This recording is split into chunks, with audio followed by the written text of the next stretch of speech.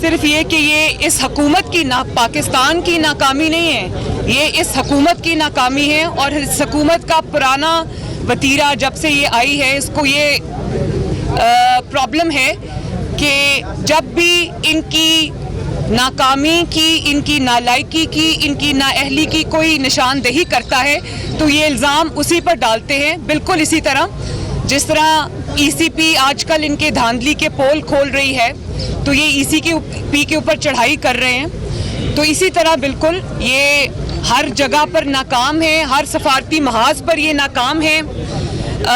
मेरा नहीं ख्याल कि इतनी तारीखी ज़िल्लत या रुसवाई किसी हुकूमत की किस्मत में आई है जब CNN जैसे चैनल पे बैठकर लोग ये कहना शुरू कर दें कि इस वज़ीर आज़म की हैसियत एक मेयर से ज़्यादा, इस्लामाबाद के मेयर से ज़्यादा नहीं है। मैं समझती हूँ कि इससे बड़ी नामोशी इस आदमी की वजह से जो वज़ीर आज़म की कुर्सी पर बैठा है पाकिस्तान के हिस्से में, ये जो शर्मिंदगी है ये कभी नहीं आई। मरियम, ये बताइएगा कि तोशाखाना केस में हुकूमत ने इनकार कर दिया है जबकि आप लोगों के ऊपर इसी हवाले से केसेस बने हैं।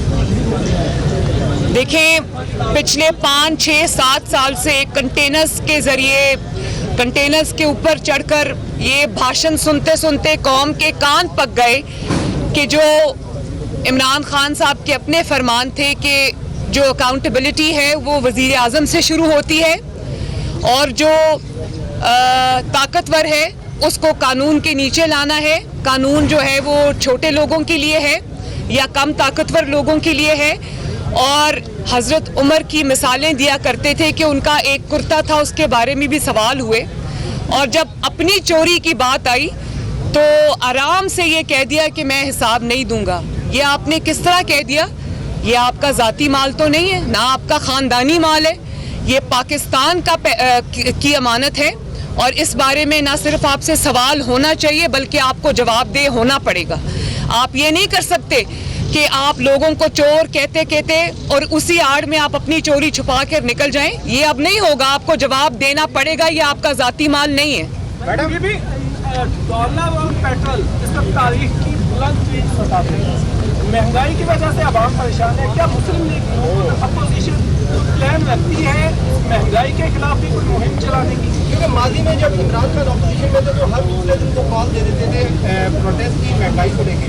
मुस्लिम लीग या पीपल्स पार्टी हमें मुतारिक नहीं पाई। देखिए, इमरान खान साहब की जहाँ तक बात है तो उन्होंने पिछले 5-7 साल में जो भी किया है वो उनके अपने आगे आया है। वो कहते थे कि जब पेट्रोल महंगा होता है तो वज़ीर आज़म चोर होता है, जब डीजल महंगा होता है तो वज़ीर आज़म चोर होता है, जब आटा महंगा होता है, चीनी महंगी होती है तो वज़ीर आज़म चोर होता है। तो इस लिहाज से इमरान खान साहब पाकिस्तान के पहले सबसे बड़े सर्टिफाइड चोर हैं। और अब ये जो दूसरों को चोर चोर चोर कहते थे, उनकी अपनी कलई जो है पूरी कौम के सामने खुल गई है। और हुकूमत की छतरी जब बंद होने लगती है, जब आपका टेन्योर ख़त्म होने लगता है तो बहुत चीज़ें जो हैं वो अय्यां होने लगती हैं, आपकी ताकत जो है वो ख़त्म होने लगती है। तो बहुत सारी चीज़ें सामने आएंगी, आ रही हैं, उसमें फिर ये बहाना नहीं चलेगा कि मैं जवाब नहीं दूंगा। ये आपके ज़ाती मसाइल नहीं है, ये कौम का पैसा है जिसका एक एक पाई का हिसाब आपको देना पड़ेगा। मैडम, ये बताएंगे एक minute madam, Nawaz Sharif London में मौजूद है, उनके कोरोना वैक्सीनेशन का जो अंदराज है वो लाहौर के अस्पताल में हो गया है और शनाख्ती कार्ड का जो रिकॉर्ड है वो नादरा के पोर्टल पर भी दर्ज है। जी, मैंने पहले इसका सवाल का जवाब दे दूं। मैंने भी अभी on my way to the court मैंने ये खबर सुनी और मुझे तशवीश हुई। खबर तो बड़ी मुज़क्का खेज़ है लेकिन मुझे ये तशवीश हुई कि अगर ये आपका सिस्टम है, इस तरह से जो है वो आपका इंदराज किया जा रहा है जाली तरीके से, तो फिर ये एक और जो नामोशी है इंटरनेशनल वो पाकिस्तान के हिस्से में इनकी नाअहली की वजह से आएगी।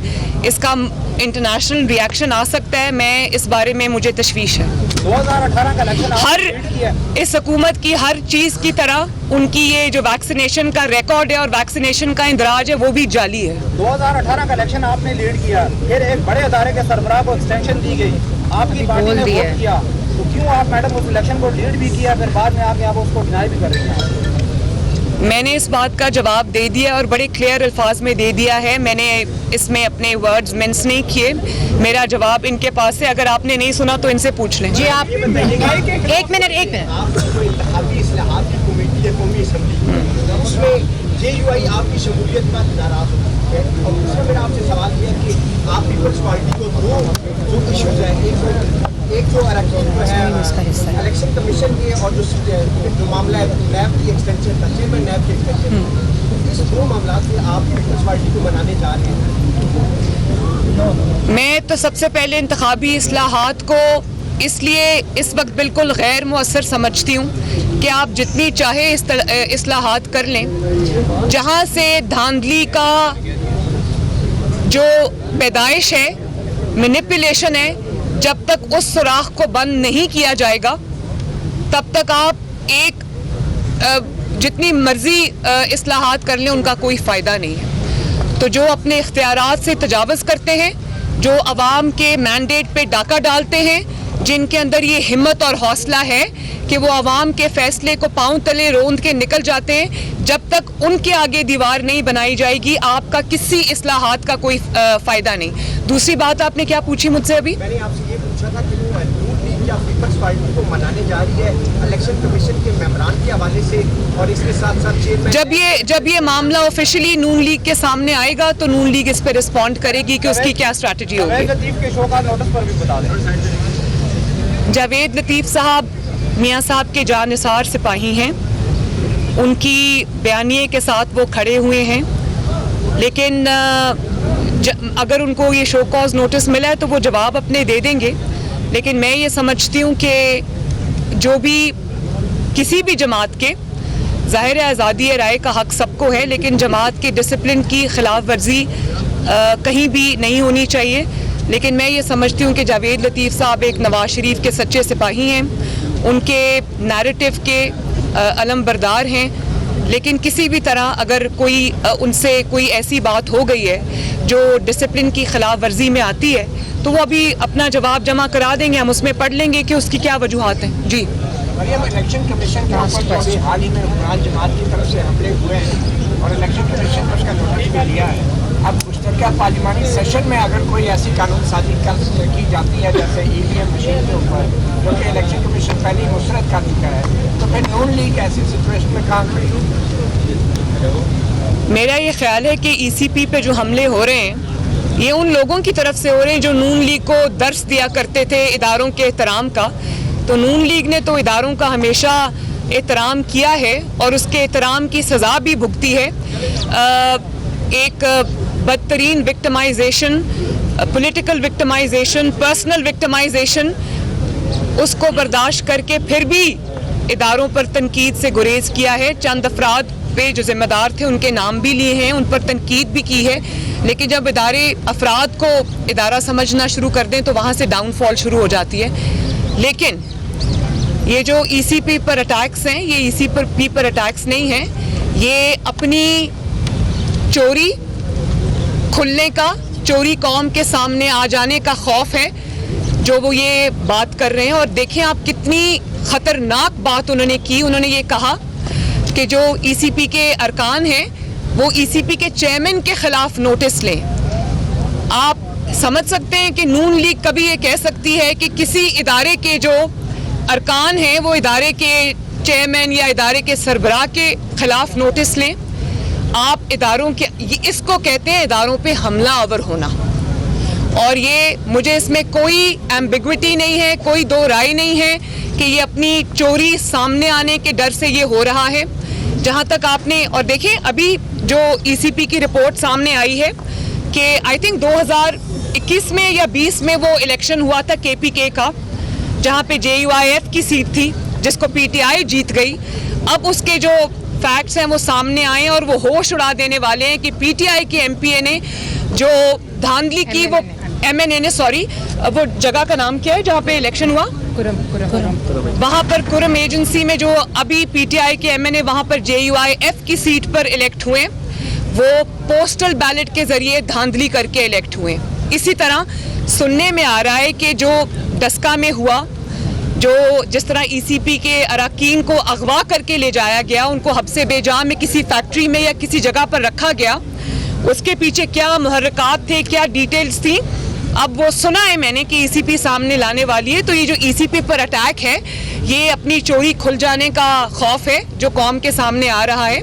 और जहाँ तक आपने इलेक्ट्रॉनिक वोटिंग मशीन्स की बात की, तो मैं ये समझती हूँ कि इलेक्ट्रॉनिक वोटिंग मशीन्स जो हैं वो एक जो RTS बिठाया गया था 2018 के इलेक्शंस में, ये उसी तरह का एक दूसरा कहानी जो है वो प्रिपेयर की जा रही है, घड़ी जा रही है। तो मैं ये बता दूं कि जो इंसान अपनी परफॉर्मेंस पे तकिया नहीं कर सकता, जो इंसान अपना हर महाज पे बुरी तरह नाकाम है, बुरी तरह फेल हो चुका है, चाहे वो महंगाई हो, इकोनॉमी हो, फॉरेन रिलेशंस हो, खारजा पॉलिसी हो, और आपकी जो लॉ एंड ऑर्डर सिचुएशन हो, दहशतगर्दी ने फिर सर उठा लिया, लोड शेडिंग ने फिर सर उठा लिया, तो ऐसे में फिर वो बेचारी हुकूमत इलेक्ट्रॉनिक वोटिंग मशीन्स पे तकिया नहीं करेगी तो क्या अवाम के मैदान में जाएगी? ये भले इलेक्ट्रॉनिक वोटिंग मशीन्स की वो कोशिश कर लें, कुछ भी कर लें, ये मेरी प्रेडिक्शन है आज यहाँ खड़े होकर कौम के सामने कि इंशाअल्लाह ताला अगले इलेक्शन जब भी आएंगे, इनको ना टिकट लेने वाले मिलेंगे, और अगर किसी ने टिकट ले भी लिया तो इनके वो लोग जो टिकट लेकर मैदान में उतरेंगे, उनको अवामी गैज़ो गज़ब का सामना करना पड़ेगा। वहाँ इलेक्ट्रॉनिक वोटिंग मशीन्स क्या कर लेंगी भाई?